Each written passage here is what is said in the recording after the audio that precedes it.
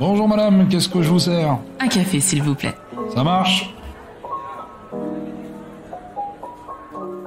Le stress, compagnon souvent indésirable de nos vies trépidantes, peut réellement impacter notre santé physique et mentale. Alors comment pouvons-nous le gérer de manière efficace?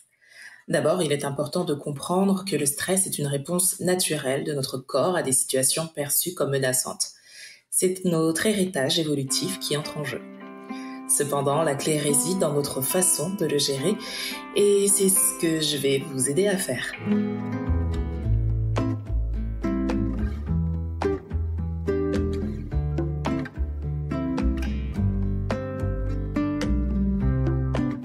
Ici, nous croyons en un principe fondamental. Les étoiles ne font que briller davantage quand elles se rassemblent.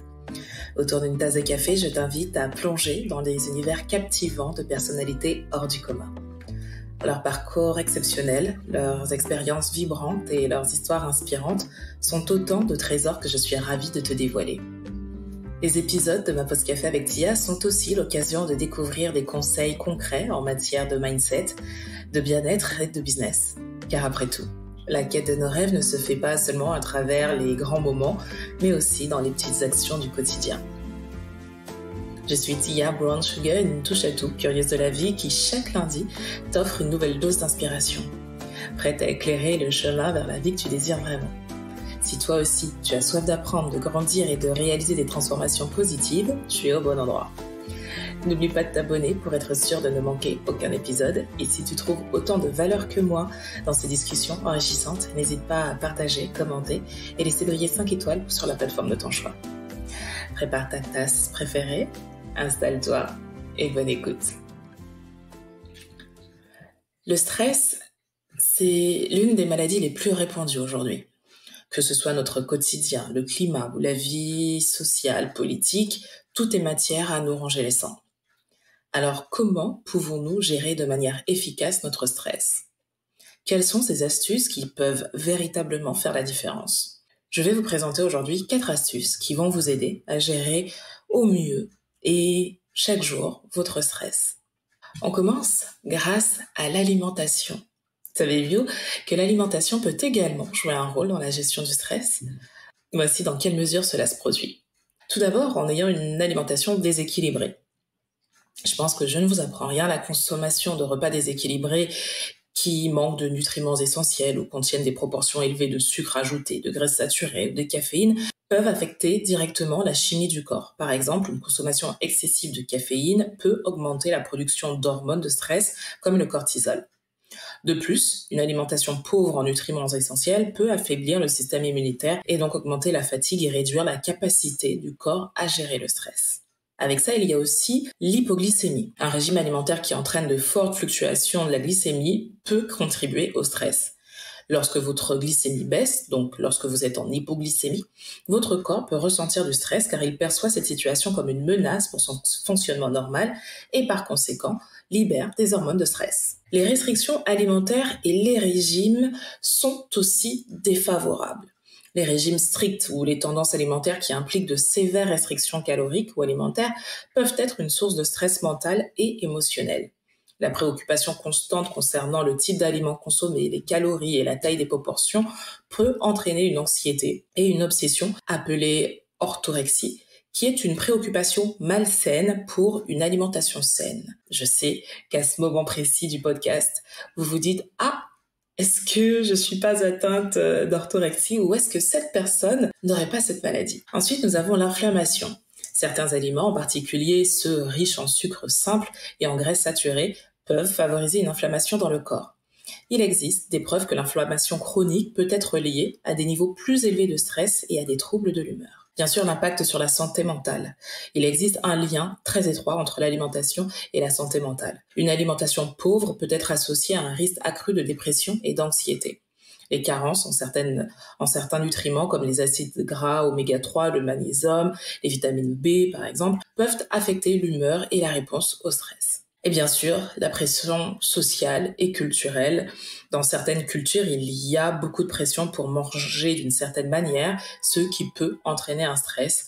De plus, la stigmatisation liée au poids et l'image corporelle dans la société peut également contribuer au stress associé à l'alimentation. Maintenant que nous avons vu comment l'alimentation pouvait accentuer votre stress, comment, grâce à cette même alimentation, peut-on y remédier? Déjà en équilibrant ses repas. Une alimentation équilibrée comprenant une variété de nutriments essentiels peut aider à réguler les hormones du stress.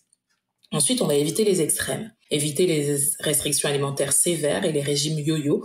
Au lieu de cela, adopter une approche modérée et équilibrée d'alimentation. Le mindful eating.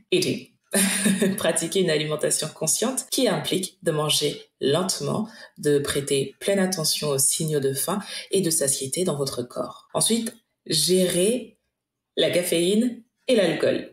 Là, je parle en connaissance de cause. Et réduire la consommation de substances qui peuvent augmenter le stress, comme la caféine excessive et l'alcool, fait partie vraiment du processus de base. On a tendance à croire que ça fait du bien, mais en fait, sur le long terme et surtout de manière excessive, c'est le contraire. Donc, on fait attention. Et bien sûr, et ça, c'est la base pour tout, on consulte un professionnel. Si l'alimentation ou le stress lié à l'alimentation devient un problème, il est peut-être utile de consulter un diététicien ou un psychologue spécialisé dans les troubles alimentaires ou le stress. Ne minimisez jamais un souci que vous auriez concernant un problème. S'il y a un problème, vous devez le prendre en main. Donc pour ça, n'ayez pas de peur d'aller voir un professionnel. En comprenant comment l'alimentation affecte le corps et en prenant des mesures pour équilibrer les apports nutritionnels, il est possible de réduire le stress lié à l'alimentation. Mais il n'y a pas que ça. Pour vous aider à gérer le stress, il y a aussi la respiration consciente. La respiration consciente, c'est une technique simple mais puissante pour apaiser le stress instantanément. Des recherches en neurosciences ont montré que la respiration profonde et lente stimule le système nerveux parasympathique, ce qui réduit la production de cortisol, l'hormone du stress. Connue sous le nom de respiration profonde ou respiration diaphragmatique, cette pratique se concentre sur le ralentissement, le contrôle et la prise de conscience de la respiration. Voici comment cela fonctionne et comment vous pouvez l'utiliser pour gérer le stress. Déjà, pourquoi la respiration consciente peut vous aider à gérer le stress? Déjà, grâce à l'activation de la réponse de relaxation. La respiration profonde stimule le système nerveux parasympathique, comme je vous ai dit, responsable de la réaction de relaxation du corps. Cela contraste avec le système nerveux sympathique qui régit la réponse de lutte ou de fuite.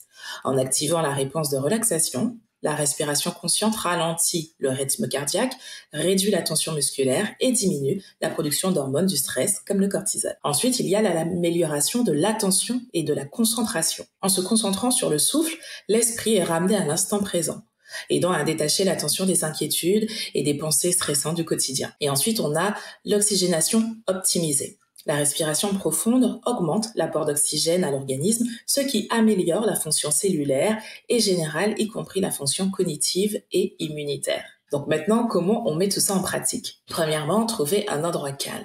Commencez par vous installer dans un endroit où vous vous sentez à l'aise. Vous pouvez vous asseoir, voire vous coucher, vous allonger sans être dérangé.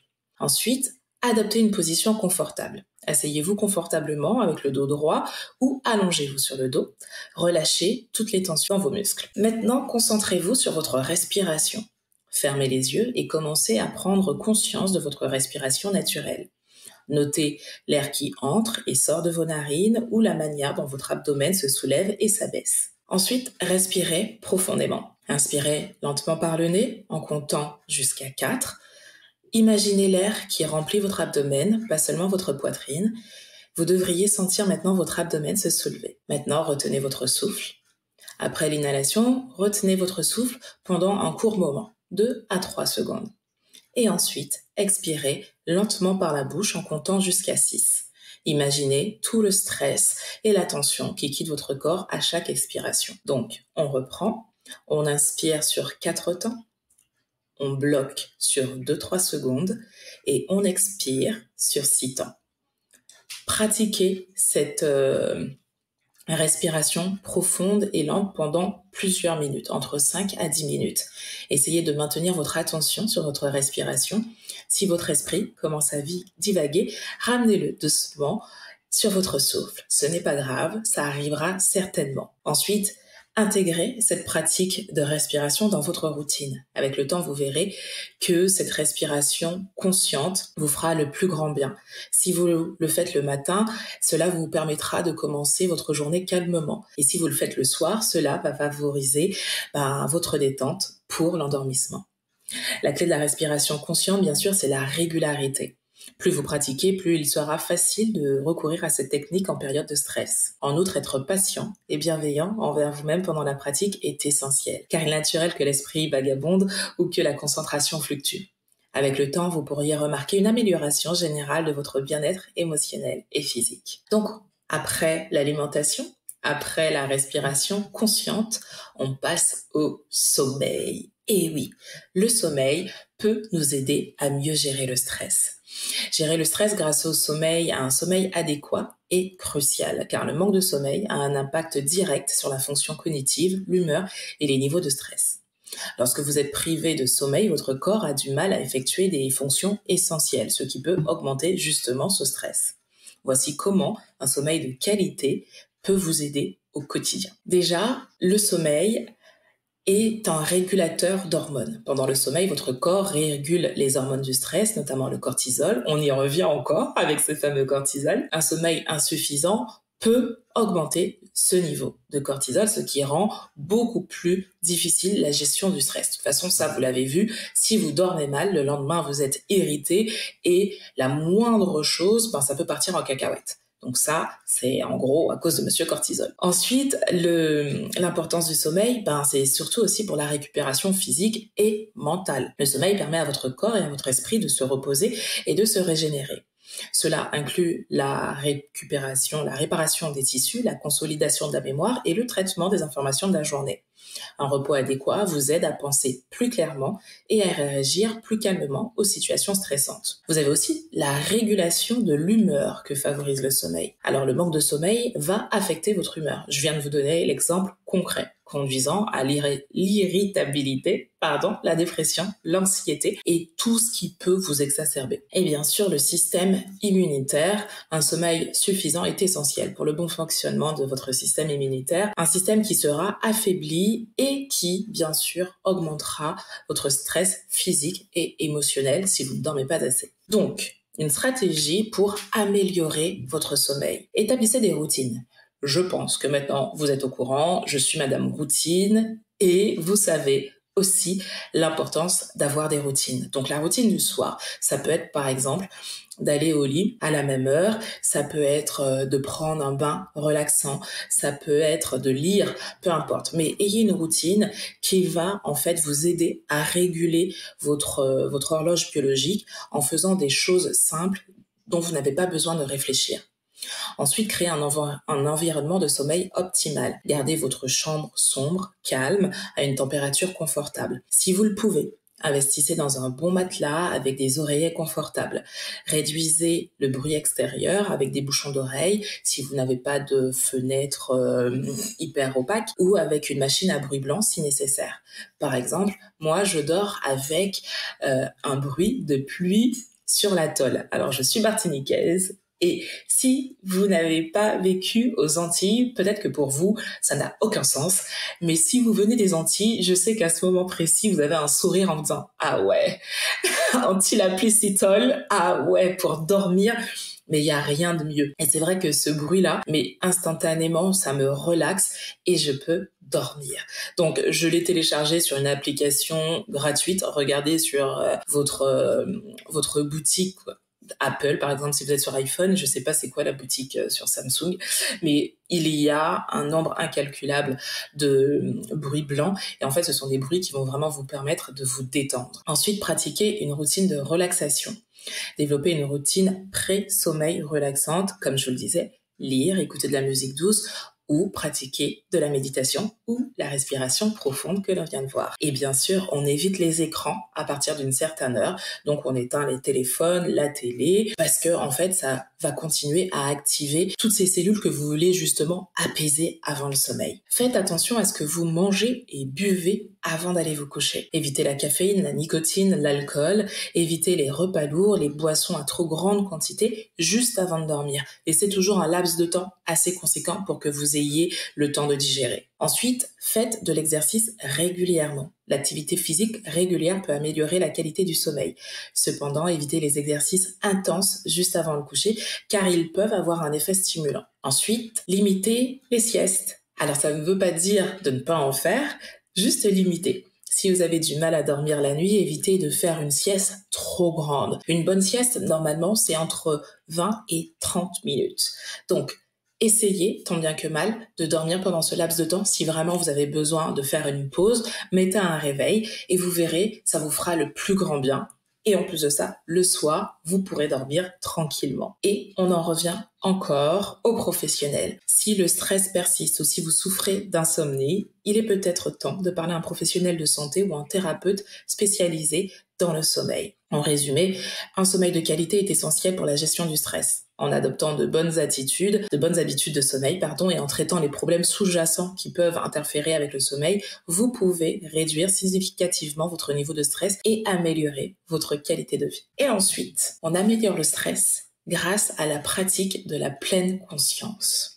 Alors la pleine conscience, ou mindfulness en anglais, est une pratique qui implique d'être pleinement conscience de l'instant présent sans jugement. Cette concentration sur le moment présent vous aide à reconnaître, à tolérer et à réduire les sentiments stressants et les pensées anxieuses. Voici comment la pleine conscience peut vous aider à gérer le stress et comment vous pouvez intégrer cette pratique dans votre vie quotidienne. Alors déjà, pourquoi la pleine conscience est efficace pour gérer le stress ? Parce que ça va réduire la réactivité, c'est-à-dire en vous concentrant sur le moment présent, la pleine conscience vous permet de prendre du recul par rapport à vos pensées et à vos sentiments stressants plutôt que de réagir automatiquement à eux. Cela crée un espace entre l'expérience stressante et votre réaction vous permettant de répondre au stress de manière plus calme et réfléchie. Ensuite, il y a aussi la diminution des pensées négatives. La pratique de la pleine conscience vous aide à reconnaître les schémas de pensée négatifs et à les voir comme des événements mentaux passagers plutôt que des faits. Vous apprenez à observer ces pensées sans vous y accrocher ou vous laisser submerger par elles. Vous prenez du recul en fait. Ensuite, ça va améliorer votre concentration. La pleine conscience améliore la concentration et l'attention, ce qui peut être affecté par le stress chronique. Une meilleure concentration vous permet de rester concentré et centré surtout, et d'être moins distrait, je vais y arriver. Et ensuite, il y a la réduction des symptômes physiques. La pleine conscience peut réduire les symptômes physiques associés au stress, comme la tension musculaire, les maux de tête ou encore des douleurs chroniques. Et bien sûr, on termine avec l'amélioration de la régulation émotionnelle. La pratique régulière de la pleine conscience réduit les changements dans certaines régions du cerveau associés à la régulation émotionnelle et à la résilience au stress. Donc maintenant, comment on met ça en pratique ? Alors bien sûr, et je pense que vous l'avez compris, grâce à la méditation de pleine conscience. Asseyez-vous dans une position confortable, fermez les yeux, concentrez-vous sur votre respiration. Remarquez l'air qui va, qui vient dans votre corps. Et quand votre esprit commence à vagabonder, ramenez doucement votre attention sur votre respiration. Commencez par quelques minutes par jour et augmentez progressivement. Analysez votre corps. Qu'est-ce que vous ressentez ? Mais vraiment, chaque partie du corps. Commencez par l'orteil du pied gauche et remontez jusqu'à votre taille. Redescendez au niveau de l'orteil du pied droit et remontez jusqu'à votre taille. Que ressentez-vous au niveau du bassin? Que ressentez-vous au niveau de votre ventre, de votre stress, de vos seins, de votre thorax? Comment respirez-vous? Remontez jusqu'à la gorge. Ensuite, vos bras, l'épaule gauche, le bras jusqu'à la pointe des doigts. Faites la même chose au niveau du bras droit. Et ensuite, on va remonter au niveau du visage, du cerveau. Comment sentez-vous vos cheveux aujourd'hui? Vos oreilles, votre nez, votre bouche. Vraiment, prenez le temps de cette méditation pour ressentir chaque partie de votre corps. Ensuite, pour pratiquer la pleine conscience, soyez consciente pendant l'activité. Par exemple, si vous prenez votre douche, soyez en pleine conscience. Comment vous êtes quand vous prenez votre douche? Quelles sont les sensations? Quand vous faites la cuisine, quelles sont les sensations? Qu'est-ce que vous ressentez? Est-ce que vous entendez des bruits? Quel bruit fait l'oignon dans la poêle avec le beurre? Quel bruit fait, par exemple, le couteau quand vous coupez la carotte?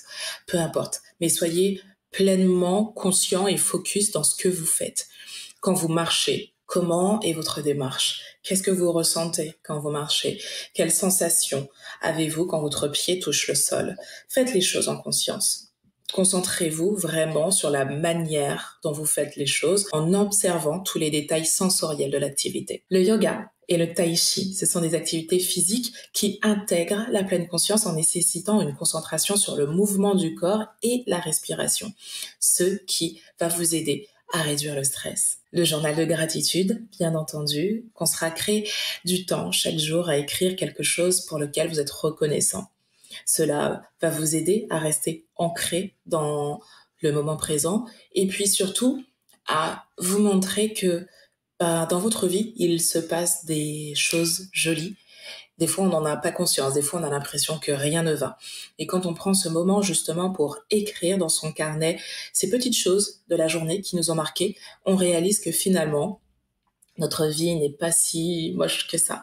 Et bien sûr, ça réduit le stress considérablement. Et ensuite, comme on l'a vu, les exercices de respiration consciente et une thérapie basée sur la pleine conscience pour des problèmes de stress beaucoup plus profonds. Envisagez une thérapie avec un professionnel. Vraiment, n'ayez pas peur de demander de l'aide. Je sais que c'est de plus en plus commun, mais pour les personnes qui, pour X raisons, n'oseraient pas passer le pas, dites-vous que s'il y a des professionnels, ce n'est pas pour rien, qu'on ne peut pas avoir de réponse à tout, qu'on peut lire énormément de livres, qu'on peut suivre énormément de personnes sur les réseaux sociaux, mais des fois, ces personnes n'ont pas tous les outils pour nous aider à arranger ce qui ne va pas dans notre vie. Les livres, peut-être, peuvent nous aiguiller sur le chemin à prendre, mais clairement, si on n'y arrive pas, demandez de l'aide à un professionnel. Il est important de se rappeler que la pleine conscience est une pratique qui se développe avec le temps. Donc, les bénéfices se font ressentir avec une pratique régulière. Abordez cette pratique avec une ouverture d'esprit, de la curiosité et surtout de la patience envers vous-même. Voilà comment j'aborde cette notion de stress. Voilà comment j'essaye au quotidien avec des petites actions, comme vous l'avez vu, toutes simples, comment j'essaye de gérer mon stress. Et ça marche plutôt bien. Vraiment, ça marche plutôt bien. Comme je vous l'ai dit dans cet épisode, faites attention à votre alimentation. Mangez varié, faites-vous plaisir. Surtout, prenez du plaisir dans tout ce que vous faites. Utilisez la respiration consciente et la pratique de la pleine conscience et dormez bien. Ça, c'est super important. J'espère que cet épisode vous a plu. J'espère qu'il vous a donné des astuces pour mieux gérer votre stress au quotidien. N'hésitez pas à me le dire. N'hésitez pas à laisser un commentaire ou à partager cet épisode à quelqu'un qui en aurait besoin. Sur ce, je vous remercie. Je vous dis à très vite. Prenez soin de vous. Prenez soin des gens que vous aimez et gros bisous.